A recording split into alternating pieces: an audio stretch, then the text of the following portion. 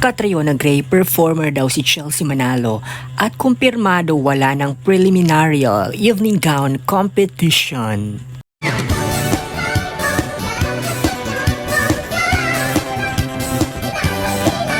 Mag-subscribe ka na!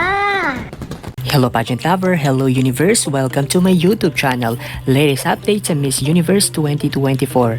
Sa latest interview ng mga pageant vlogger and media kay Miss Universe 2018, Catriona Gray ay natanong ito patungkol sa kung ano ang komento nito kay Chelsea Manalo.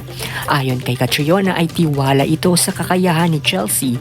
Alam nitong for sure gugulatin tayo ni Chelsea sa performance nito sa finale ng Miss Universe 2024 na ginaganap ngayon sa Viva Mexico. Performer daw si Chelsea. Napansin niya at nakausap niya personally na napaka-sweet ni Chelsea sa personal, pero ibang-iba raw ito pagdating sa aurahan sa stage. Dagdag pa nito, advice niya kay Chelsea ay enjoy lang daw ang kanyang journey every time dahil this is once in a lifetime opportunity lang daw gaya ng kanyang ginawa noong laban nito sa Thailand. Si Catriona Gray ay magiging bahagi ng Miss Universe 2024 competition dahil isa ito sa magiging commentator sa final competition. Samantala, bagong format ng Miss Universe, inanunsyo na. Wala na ngang preliminary evening gown competition na magaganap. National costume at swimsuit competition na lang ang paglalabanan at ang exposure sa preliminary competition.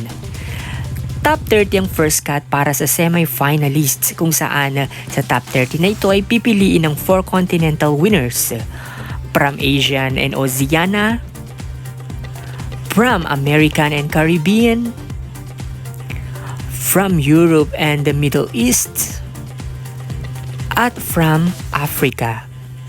Isang kandidata naman para sa fan vote winner.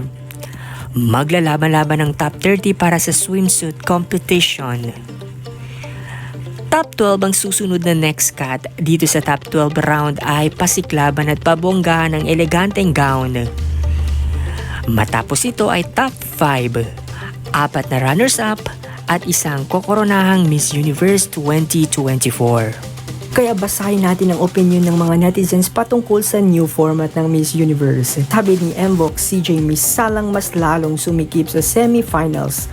Mas mahirap na laban to win the crown. Dating top 16, ginawang top 12 na lang, tas wala ng top 10, top 5 agad. Sabi ni Nero Imperial, okay na rin yung top 30, ang dami rin kasali kahit paano ma-acknowledge pa rin yung effort kahit nasa 20 to 30 placements. Sabi na ni Ramil Agabon, sa palo kapag ganyan ang pattern, maliwanag pa sa sikat ng araw, pasok na pasok ang Philippines basta totoong scoring lang at walang cooking show. Napakalaking advantage kay Chelsea if you study the format. At ang sabi ni Ino Nunez, kung ano yung inabangan ng mga tao which is evening gown sa preliminary, yun pa yung tinanggal nila.